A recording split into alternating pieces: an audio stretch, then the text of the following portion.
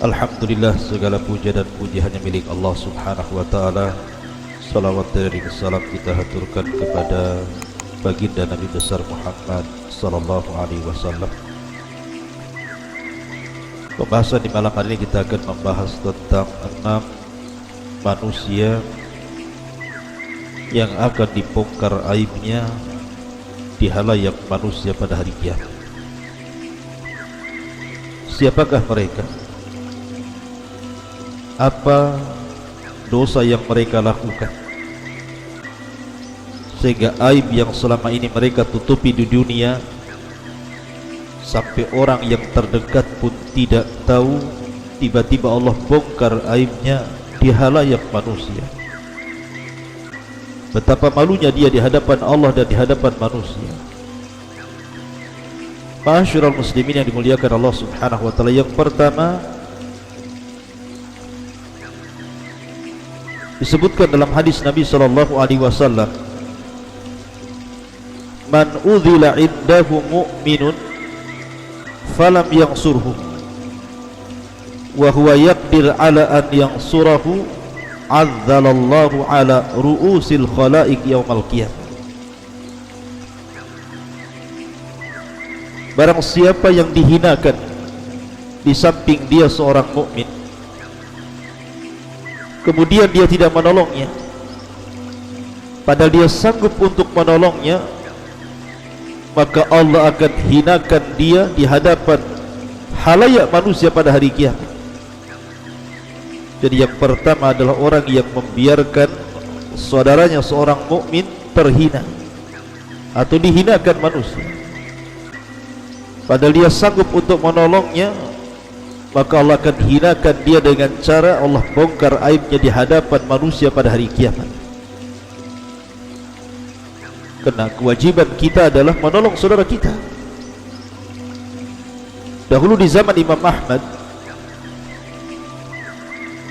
di masa Khalifah Mu'tasim, ketika sebuah tempat yang disebut dengan Amuriyah yang dikuasai oleh orang-orang kafir Romawi kala itu, dan para khalifah sebelum Mu'tasim belum sanggup untuk membebaskan kota Amuriyah itu. Rupanya di kota itu ada seorang wanita muslimah, dilecehkan kehormatannya, disingkap pakaiannya, kemudian terbuka auratnya. Maka orang-orang pun mempertawakan wanita muslimah ini. Ya wajar, mereka orang kafir. Tiba-tiba wanita ini kemudian berteriak dan mengatakan, wa mu'tasimat, wa mu'tasimat, wahai khalifah Mu'tasim, wahai khalifah Mu'tasim, tolong aku. Ketika wanita ini berteriak seperti itu, malah orang-orang kafir Romawi ini makin mentertawakan wanita itu dan mengatakan, berteriaklah sesukamu wahai wanita. Di mana Mu'tasim dengan kita di sini? Dia jauh di Baghdad sana, di sini Amuriyah. Ma'asyiral muslimin yang dimuliakan Allah subhanahu wa ta'ala, tiba-tiba ada seorang laki-laki muslim mendengar teriakan wanita yang sedang dilecehkan itu. Tidak terima dia. Dia pun keluar dari Amuriyah, kemudian menuju Baghdad. Dilaporkan perkara itu kepada Khalifah Mu'tasim. Maka ketika itu kemudian, karena saat di masa Khalifah Mu'tasim itu Imam Ahmad sedang dipenjara di zaman, karena ada perkara yang lebih besar tentang kehormatan seorang wanita yang sedang dihinakan. Maka Khalifah Mu'tasim mempersiapkan pasukan besar. Satu Baghdad dia kerahkan pasukan, diseranglah Amuriyah, dan Imam Ahmad dibebaskan sementara. Dan Allah subhanahu wa ta'ala menangkan, dan Allah bebaskan ataupun Allah takdirkan Amuriyah jatuh ke tangan kaum muslimin karena jasanya Khalifah Mu'tasim, karena seorang kehormatan wanita muslimah yang sedang dilecehkan.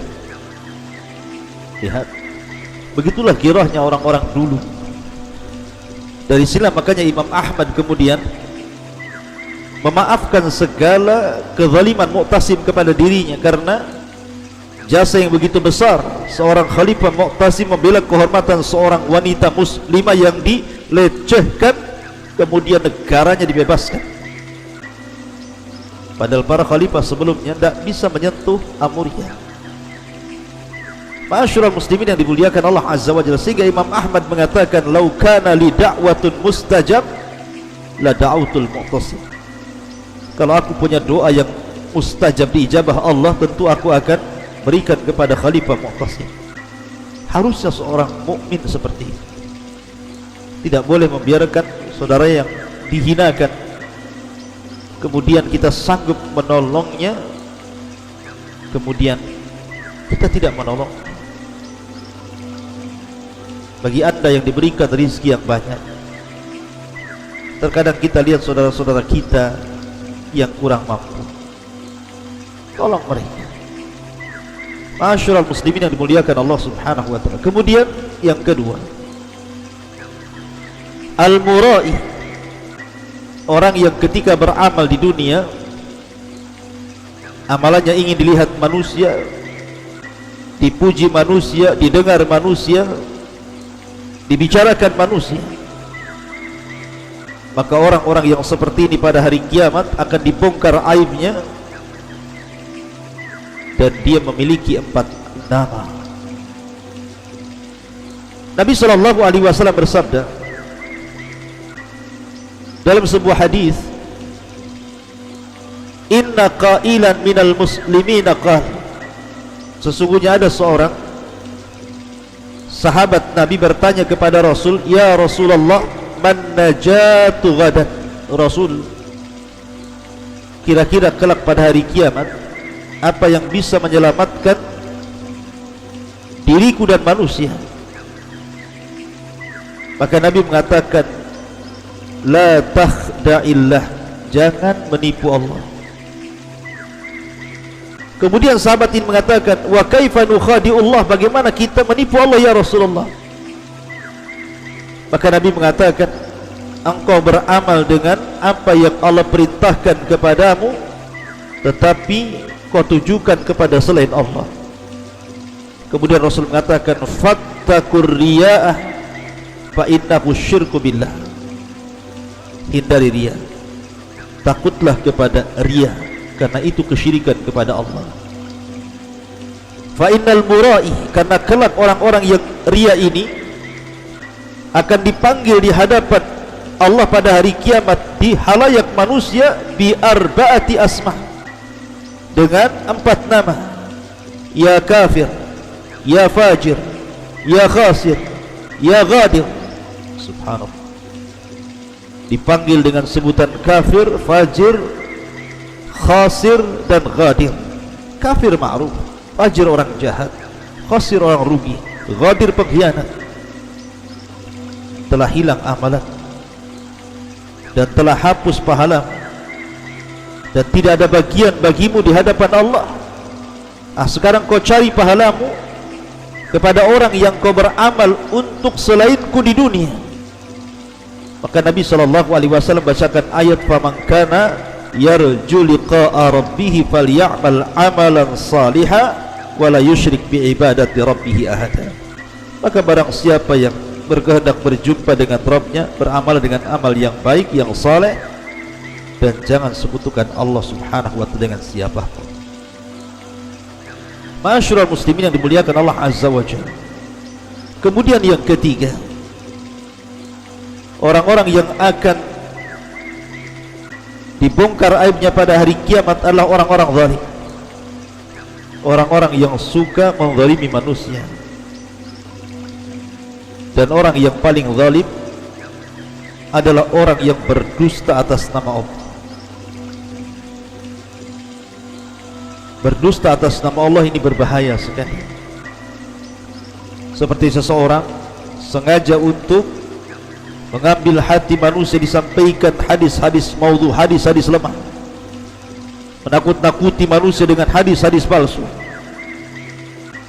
kemudian mengatakan ini datang dari Allah, padahal Allah tidak pernah mengatakan seperti itu. kemudian mengatakan ini datang dari Rasul, dan Rasul tidak pernah menyabdakan seperti itu. Maka Allah mengatakan, waman adlamu mimman iftara 'ala Allahi kadhiba. Maka barang siapa lagi yang lebih zalim dibandingkan orang yang berdusta atas nama Allah.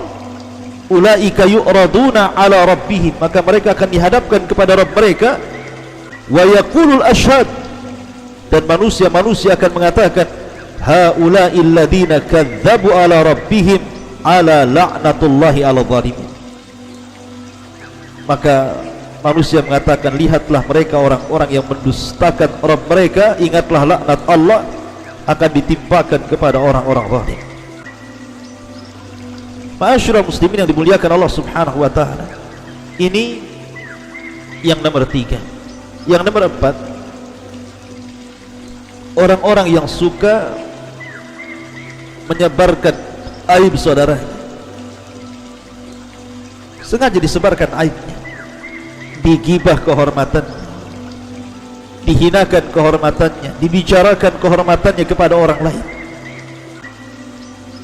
Nabi sallallahu alaihi wasallam bersabda dalam hadis Abi Hurairah radhiyallahu anhu, "Man rawa'a musliman rawa Allahu yaumal qiyamah, wa man afsha sirra akhihi afshallahu sirrahu yaumal qiyamah ala ru'usil khalaiq." Siapa yang menakut-nakuti seorang muslim, maka Allah akan takuti dia pada hari kiamat. Barang siapa yang membongkar rahasia saudaranya, Allah akan bongkar rahasianya pada hari kiamat di halayak manusia. Maka penting kita ini menyembunyikan aib saudara kita. Betapa banyak orang-orang yang mereka memandang aib orang lain jauh lebih tampak dibandingkan memandang aibnya sendiri. Betapa banyak orang-orang yang menyibukkan membicarakan aib orang lain sementara dilupakan aibnya sendiri. Ma'asyiral muslimin, al-jaza'u min jinsil amal. Anda sudah membongkar aib saudara Anda, Allah bongkar aib Anda pada hari kiamat di hadapan manusia.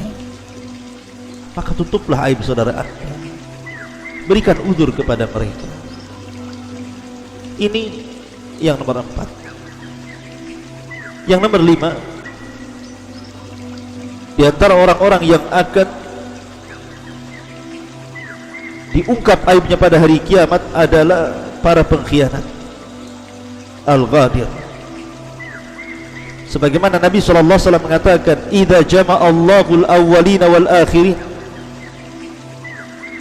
yaumal qiyamah, apabila Allah Subhanahu wa taala kumpulkan manusia yang pertama dan manusia yang terakhir pada hari kiamat, kemudian yarfa'u likulli ghadirin liwa, maka pada setiap para pengkhianat akan diangkat bendera-bendera. Faqila lahu, dan dikatakan kepadanya, hadhihi ghadaratu fulanin ibnu fulan, inilah benderanya pengkhianat fulan dan fulan. Termasuk di sini adalah para pengkhianat agama, termasuk juga para pengkhianat negara, seperti yang dilakukan orang-orang Khawarij. Termasuk juga para pejabat yang menjanjikan sesuatu tetapi tidak pernah melakukan janjinya, mengkhianati rakyat. Ingat bahwa Nabi SAW mengatakan, ayatul munafik salas, tanda kemunafikan itu ada 3. Idza haddatsa kadzab, kalau dia bicara berdusta. Wa idza wa'ada akhlaf, kalau dia berjanji menyelisih janjinya. Wa idza tumina khan, apabila diberikan amanah dia berkhianat. Jadi para pengkhianat pada hari kiamat akan dibongkar aibnya di hadapan manusia. Takutlah, bertobatlah kepada Allah Azza wa Jalla. Dan yang terakhir, di antara orang-orang yang akan dibongkar aibnya pada hari kiamat adalah al-kuffar wal munafiqun, orang-orang kafir dan juga orang-orang munafik. Disebutkan dalam sebuah hadis, Nabi SAW bersabda ketika bicara tentang orang-orang kafir dan munafik, yudnal mu'min min rabbih yaumal qiyamah, akan didekatkan seorang mukmin kepada Rabbnya pada hari kiamat. Kemudian Allah Subhanahu wa taala mengatakan, fa inni qad satartuha 'alaika fid dunya wa inni aghfiruha lakal yaum. Sungguh aku telah menutup aibnya di dunia, dan sekarang di akhirat pun aku ampuni dosa-dosa. Maka diberikanlah sahifah catatan kebaikan, dan dia pun bergembira. Adapun orang kafir dan munafik, fayunadi bihim ala ru'usil khalaik, haula'i alladhina kadzdzabu 'ala Allah. Adapun orang-orang munafik dan orang-orang kafir, maka akan dikatakan di halayak manusia, lihatlah mereka para pendusta Allah itu. Masyarul muslimin yang dimuliakan Allah Azza wa Jalla, seorang munafik di zaman Nabi saja Rasul tidak tahu itu munafik. Si fulan munafik Rasul tidak tahu. Kalaulah bukan karena Allah membongkar nama-nama mereka lewat malaikat Jibril dan Rasul kemudian catat di tangan Hudzaifah ibn Yaman, tentu Rasul tidak tahu mana munafik, mana mukmin, mana sahabat, mana munafik. Karena nifak itu dia tidak menjadi mukmin dan tidak menjadi kafir, la ilaha illa wa la ilaha illa, sehingga tidak bisa membedakan. Tetapi pada hari kiamat Allah akan bongkar kemunafikan seseorang di hadapan manusia dan dikatakan, lihatlah mereka para pendusta Allah Subhanahu wa ta'ala. Inilah di antara 6 orang yang akan diungkap aibnya pada hari kiamat, dan sebenarnya banyak lagi. Waktu juga. Subhanakallah bihamdika asyhadu an la ilaha illa anta astaghfiruka wa atubu ilaik. Allahu ta'ala alam. Assalamualaikum.